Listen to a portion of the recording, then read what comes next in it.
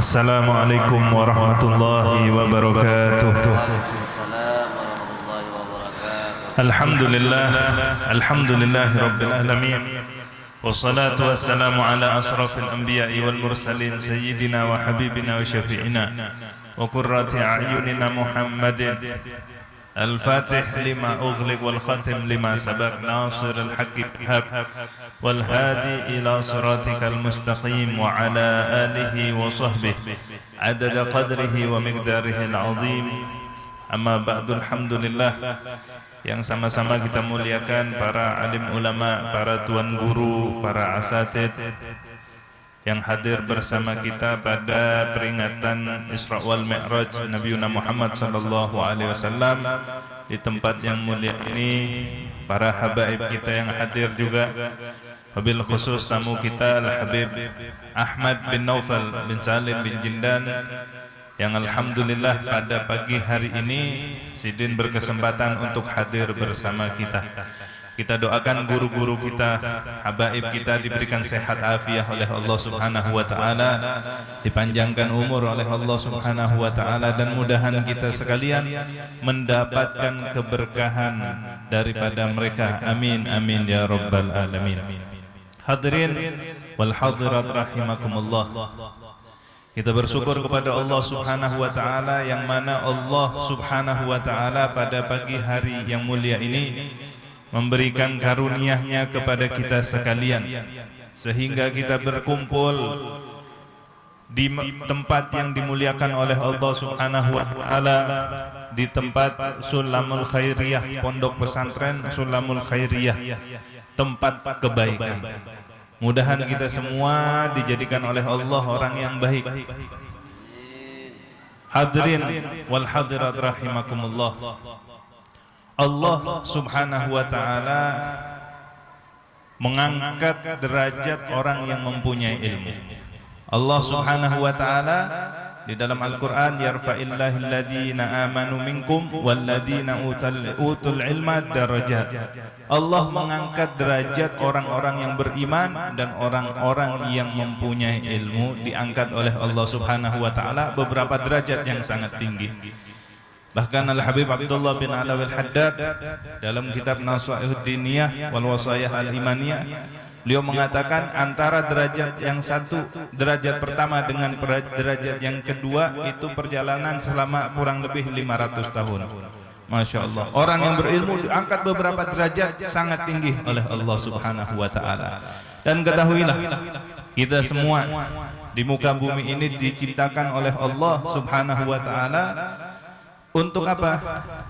Untuk beribadah kepada Allah.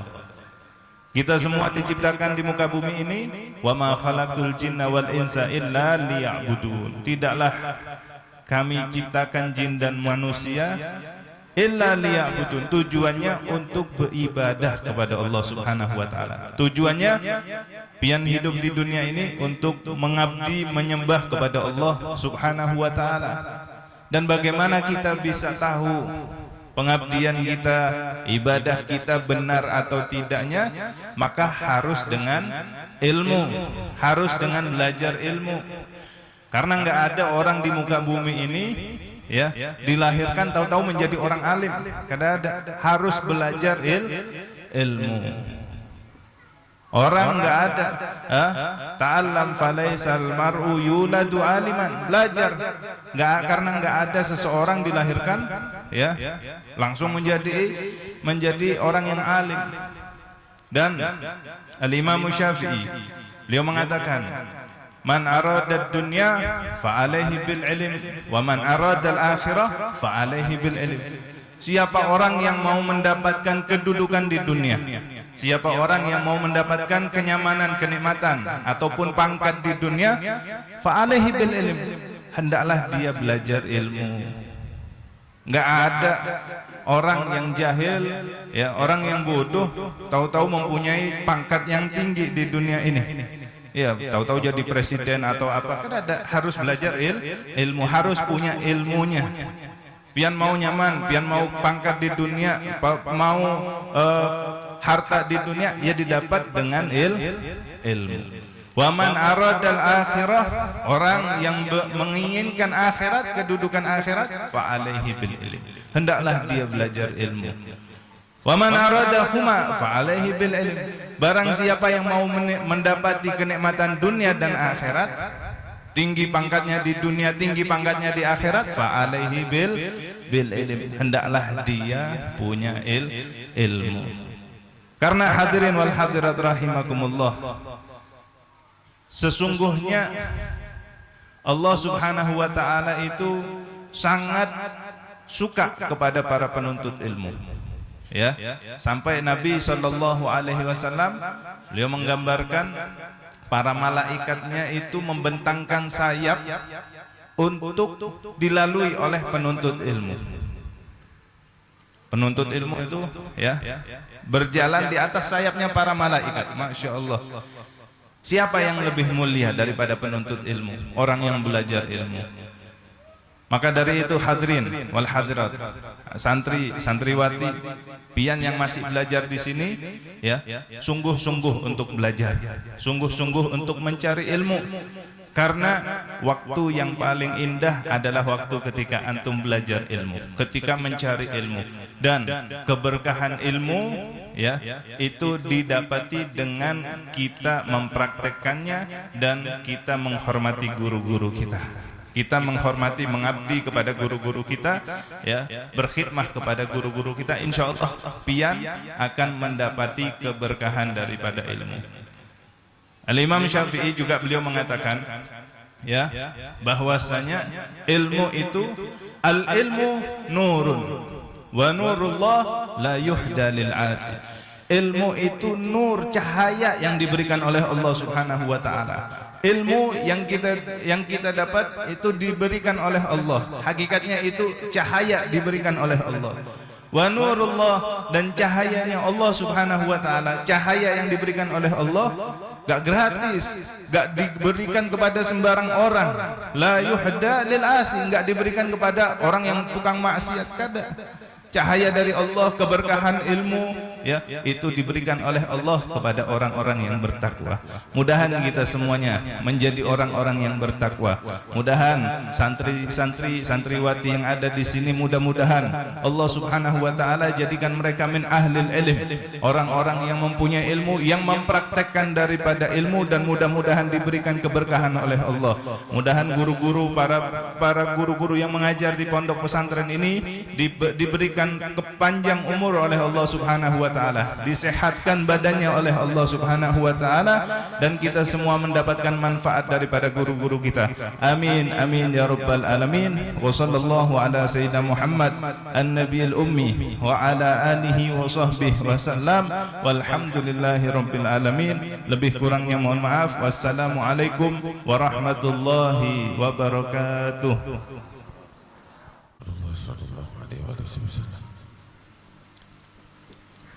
Assalamualaikum warahmatullahi wabarakatuh.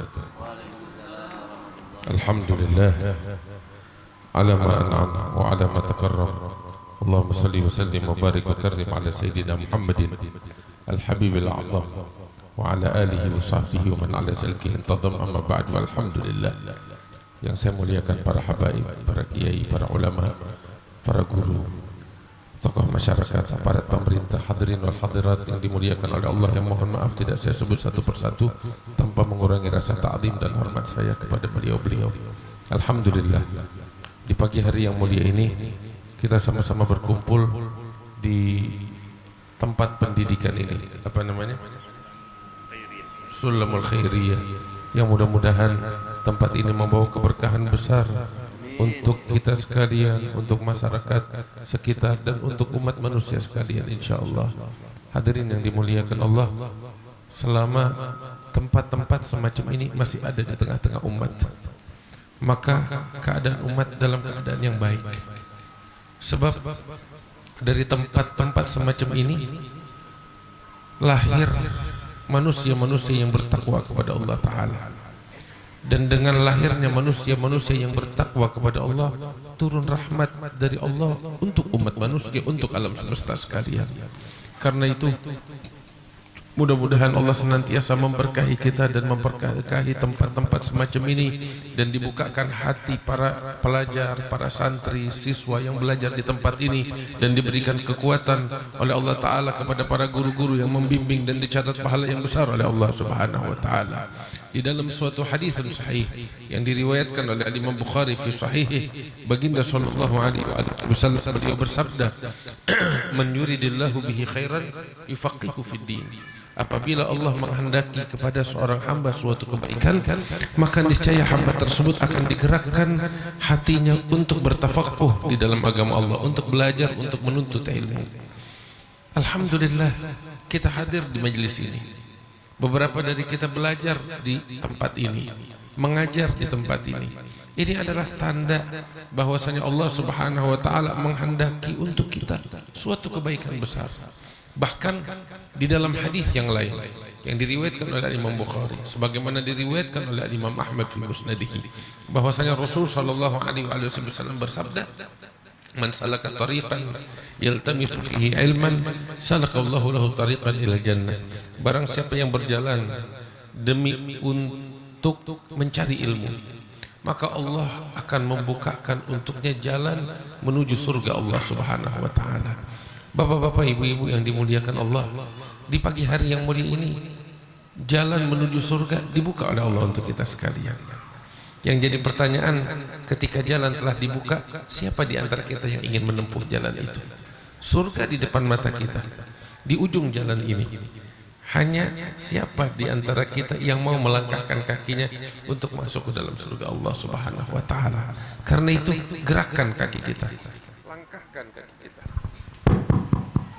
langkahkan kaki kita untuk masuk ke dalam surga Allah dengan kita belajar, dengan kita menuntut ilmu, dengan kita mencari ilmu, memahami, mempelajari hukum-hukum Allah Subhanahu wa Ta'ala. Di situ terdapat kebaikan kita. Karena sesungguhnya, bapak-bapak, ibu-ibu yang dimuliakan Allah, kita ini diciptakan oleh Allah di muka bumi untuk suatu tujuan besar. Kita diciptakan dari ketiadaan. Allah ciptakan langit dan bumi, alam semesta ini dan manusia sekalian ada tujuannya. Bukan begitu saja tanpa tujuan. Allah Ta'ala bilang di dalam Al-Quran, "Afahasibtum annama khalaqnakum abathan wa annakum ilayna la turja'un fata'ala Allahul malikul haq la ilaha illa huwa rabbul arsyil karim." Apakah kamu menyangka bahwasanya kami menciptakan kalian tanpa tujuan, sia-sia? Maha suci Allah untuk melakukan hal yang demikian. Kita diciptakan oleh Allah Ta'ala ada tujuan. Apa tujuan itu? Allah Ta'ala berfirman, "Wa ma khalaqtul jinna wal insa illa liya'budun." Kami tidak ciptakan jin dan manusia melainkan hanya untuk menghamba kepada Allah Subhanahu wa Ta'ala, untuk mengabdi kepada Allah, untuk menunaikan ketakwaan kepada Allah, taat kepada perintahnya, jauh dari segala larangannya, sebagai bentuk penghambaan kita kepada Allah. Bapak-bapak, ibu-ibu, itu tujuan kita hidup, hanya untuk menjadi pelayan Allah, menjadi abad untuk Allah, menjadi orang-orang yang menghamba dengan penghambaan sejati kepadanya. Itu tujuan kita hidup, nggak ada lagi lain. Kita semuanya percaya dengan Rasulullah Sallallahu Alaihi Wasallam, percaya dengan para nabi, kita percaya dengan Allah, kita percaya dengan Al-Quran. Allah Ta'ala menegaskan, "Aku ciptakan kalian untuk tujuan itu, untuk mengabdi kepadaku, untuk menghamba kepadaku." Lantas apa yang kita lakukan di dalam kehidupan dunia ini? Kita nggak mungkin, bapak-bapak, ibu-ibu, untuk bisa menjadi orang yang bertakwa, yang mengabdi kepada Allah, kalau kita nggak belajar. Takwa kepada Allah adalah taat kepada perintah Allah, jauh dari larangan Allah. Nah, bagaimana kita mau taat kepada perintah Allah kalau kita nggak pernah tahu perintahnya apa, kewajibannya apa? Bagaimana kita mau menjauhkan kemaksiatan yang dilarang kalau kita nggak pernah tahu apa saja perkara-perkara yang dilarang olehnya? Karena itu kita wajib belajar. Karena itu didirikan tempat-tempat pendidikan semacam ini, supaya kita tahu hukum-hukum Allah, supaya kita mengetahui aturan-aturan Allah yang wajib kita jalankan di dalam kehidupan kita. Itu tujuannya. Maka itu baginda sallallahu alaihi wasallam mengatakan di dalam hadisnya yang diriwayatkan oleh Imam Abu Dawud fi sunanihi, bahwasanya beliau bersabda, talabul ilmi faridatun ala kulli muslim. Menuntut ilmu hukumnya fardu, wajib bagi setiap muslim. Sebagaimana kita sholat diwajibkan oleh Allah, kita juga wajib belajar cara sholat yang benar. Sebagaimana nanti Ramadan kita wajib berpuasa, ya ayyuhalladzina amanu kutiba alaikumusiyam kama kutiba alal ladzina min qablikum la'allakum tattaqun. Wahai orang-orang beriman, diwajibkan kepada kalian berpuasa sebagaimana diwajibkan kepada orang-orang sebelum kalian, tujuannya agar kalian bertakwa kepada Allah Ta'ala. Kita wajib puasa, tapi bagaimana kita bisa menjalankan puasa kalau kita nggak belajar cara puasa yang benar? Sebagaimana Allah wajibkan kita puasa, Allah juga mewajibkan kita untuk belajar cara puasa yang benar. Kita wajib belajar, kita wajib menuntut ilmu, kita wajib mengetahui perintah-perintah Allah untuk kita jalankan dengan sebaik-baiknya. Kita wajib mempelajari cara menunaikan perintah-perintah itu sebagaimana yang Allah kehendaki, sehingga kita menunaikannya dengan benar. Kita wajib belajar tentang larangan-larangan Allah, apa aja maksiat-maksiat yang diharamkan oleh Allah, supaya kita tidak terjerumus di dalam kemaksiatan itu. Maka itu dikatakan oleh para ulama, ta'allamtu syarra la disyarri walakin litawaqqihi. Saya belajar kejahatan bukan untuk saya melakukan kejahatan, tetapi agar saya terjauhkan, terlindungi dari kejahatan tersebut, agar saya tidak terjerumus di dalam kejahatan itu. Itulah tujuan kita belajar. Kita tuntut ilmu, diajarkan di sekolah, di madrasah, cara kita berwudu. Kita diwajibkan sholat 5 waktu kan? Nggak mungkin kita bisa sholat kalau kita nggak berwudu. Diajarin cara berwudu. Dan wudu nggak bakal sempurna kalau kita tidak, mohon maaf, istinja dengan benar. Ya kan? Kita diajarkan, Nabi SAW itu mengajarkan kepada umatnya segala sesuatu. Sayyiduna Ali bin Abi Thalib mengatakan, kana sallallahu alaihi wasallam yu'allimuna kulla syai' hatta yu'allimana kaifa naqra.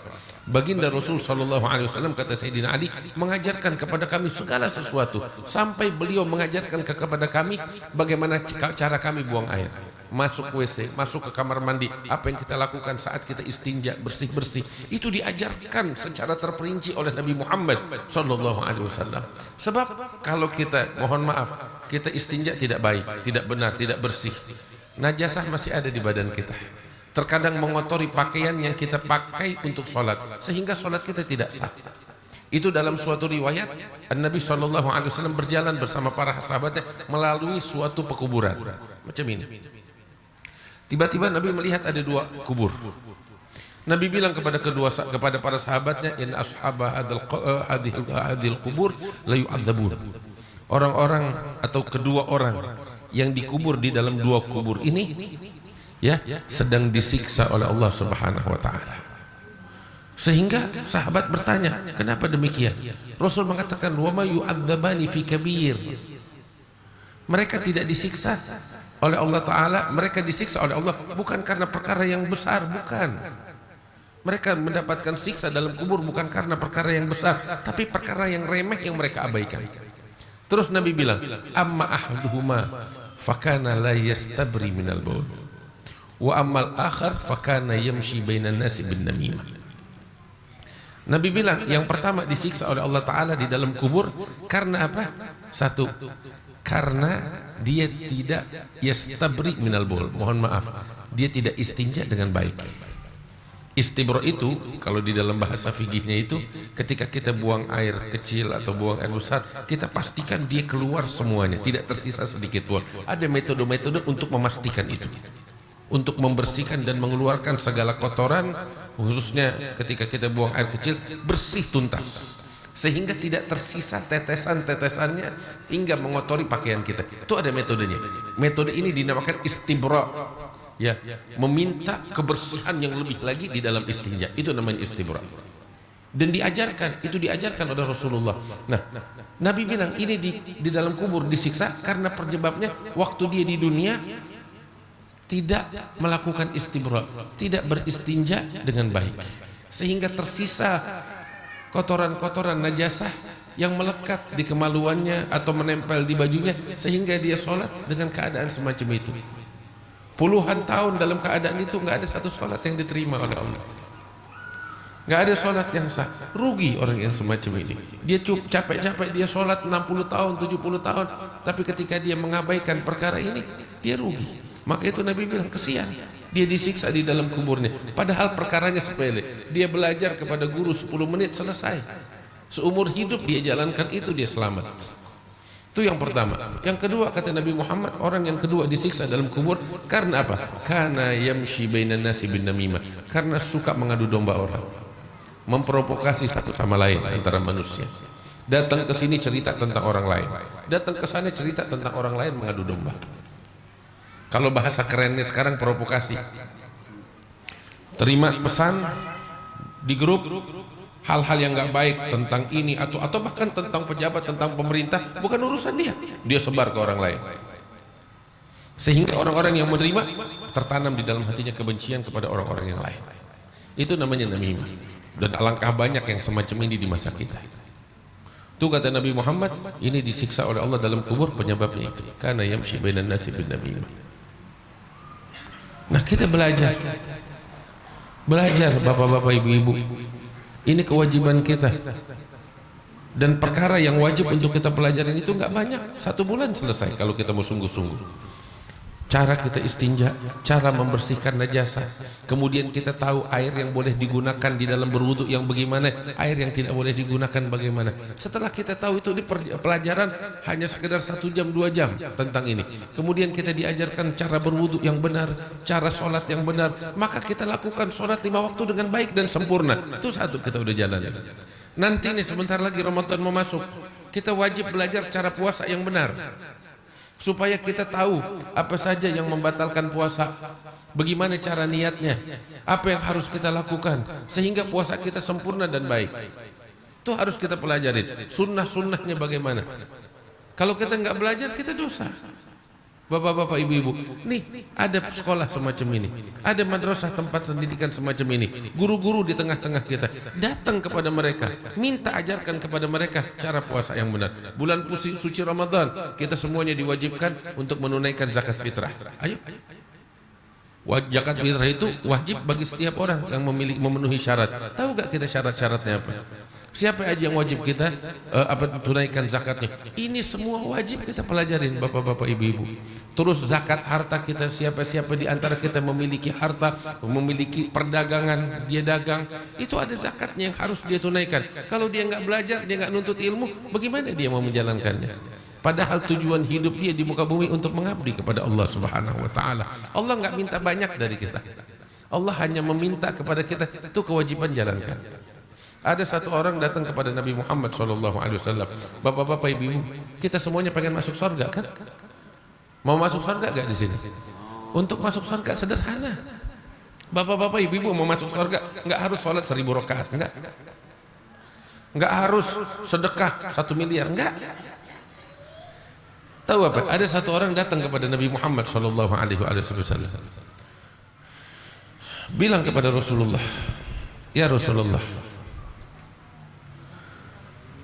wahai Nabi Muhammad, dan ini hadis diriwayatkan di dalam Sahih Bukhari.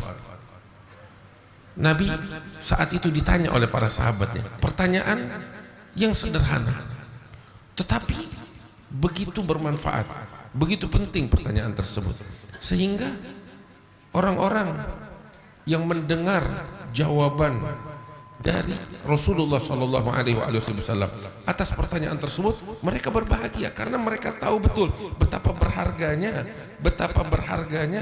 jawaban yang didapat dari Rasulullah SAW oleh mereka. Karena itu di dalam hadis baginda Rasul SAW ditanya ya oleh seorang sahabat. Dia datang kepada Rasul SAW. Nah, dari Najd.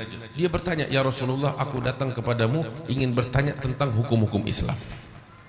Aku ingin bertanya kepadamu tentang hukum-hukum Islam. Maka Nabi SAW bilang, silahkan, tanyalah. Maka orang ini ya bertanya, beritahukan kepada ya Rasulullah, apa kewajiban dalam Islam yang wajib aku lakukan? Maka Nabi SAW mengatakan khamsus salawat fil yaumi wal lailah. Salat 5 waktu sehari semalam itu kewajiban yang kamu wajib lakukan dari hukum Islam. Kemudian orang ini bertanya, wahal alayya ghairahu, atau wahal alayya ghairaha, apakah ada kewajiban yang diwajibkan kepadaku terkait salat 5 waktu selain yang 5 waktu ini sehari semalam? Nabi Muhammad bilang tidak. Illa anta tawwa, kecuali kalau kamu ingin melakukan ibadah sunnah ya silahkan, tapi kewajiban kamu sehari semalam hanya sholat 5 waktu yang wajib itu. Kemudian setelah itu dia pegang apa? Sholat 5 waktu. Kemudian Nabi mengatakan lagi, yang kedua yang menjadi kewajiban kamu di dalam hukum Islam, ya, siyamu Ramadan, berpuasa 1 bulan di bulan suci Ramadan. Orang ini bertanya, wahal alayya ghairuh, apakah ada kewajiban terkait puasa bagi saya yang wajib saya lakukan selain puasa Ramadan?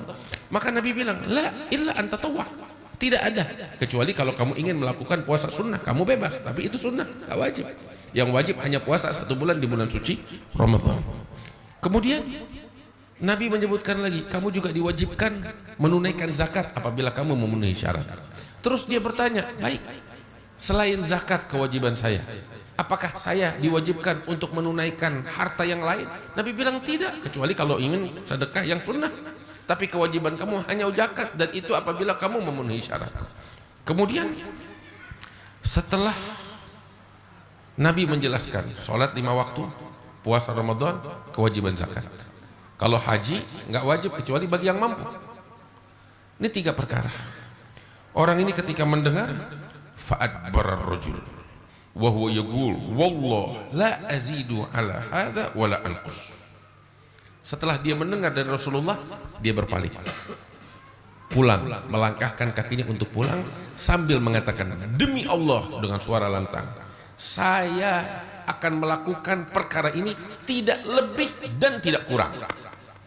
Artinya apa? Cuman sholat 5 waktu, puasa Ramadan, menunaikan kewajiban zakat. Dia bilang itu aja, gak lebih, gak kurang. Saya gak mau bikin lebih, gak mau ngurangin, hanya segitu. Pas-pasan. Tapi apa jawab Nabi Muhammad ketika mendengar ucapan itu? Nabi SAW langsung menjawab, merespon dengan tegas, aflaha in sadaq, orang ini akan beruntung apabila dia jujur dengan ucapannya. Artinya keberuntungan, dia akan masuk surga. Keberuntungan dunia, keberuntungan akhirat apabila dia jujur betul menjalankan 5 waktu, puasa Ramadan, dan menunaikan zakatnya. Udah itu aja, kamu bakal masuk surga. Sederhana bapak-bapak, ibu-ibu, tetapi seperti saya katakan, tunaikan ini dengan benar. Ada tempat pendidikan semacam ini, bapak-bapak, ibu-ibu, ayo belajar, datang ke tempat ini untuk menuntut ilmu, datang kepada guru-guru kita untuk belajar, untuk mengetahui hukum-hukum Allah, untuk kita jalankan. Kita kalau jalanin tuh 5 waktu sempurna, puasa benar, zakat kita tunaikan, udah kata Nabi, masuk surga. Selama kemaksiatan, dosa-dosa besar kita tinggalkan. Jangan kita melakukan dosa besar seperti berzinaan, seperti minuman keras, atau hal-hal yang menzalimi orang lain, ghibah, namimah. Tinggalkan itu, kita akan diselamatkan oleh Allah Subhanahu wa taala dari siksa api neraka dan dimasukkan ke dalam surga. Ini yang penting yang harus kita lakukan bapak-bapak, ibu-ibu. Alhamdulillah, di tengah-tengah kita ada sekolah macam begini, di tengah-tengah kita ada para ulama. Ini adalah tanda Allah sayang kepada kita sekalian. Ini majelis yang kita hadirin bapak-bapak, ibu-ibu, ini bawa berkah bakal kita. Namun ingat, kita semuanya bakal ditanya sama Allah. Kita udah hadir di sini, kita pulang bawa apa? Nasihat yang kita dengar, kita praktekkan. Nasihat yang kita dengar, kita amalkan. Nasihat yang kita dengar, kita jadikan sebagai pedoman di dalam kehidupan kita. Itu yang akan membawa keberuntungan untuk kita dunia dan akhirat. Ambil kabar gembira, bapak-bapak, ibu-ibu. Ini kita yang hadir di sini nih, ya, insya Allah semua dosa-dosa kita diampuni oleh Allah. Iya. Sampai di sini yang nggak punya dosa, kita semuanya punya dosa. Siapa yang nggak punya dosa di sini? Tunjuk tangan. Nggak ada.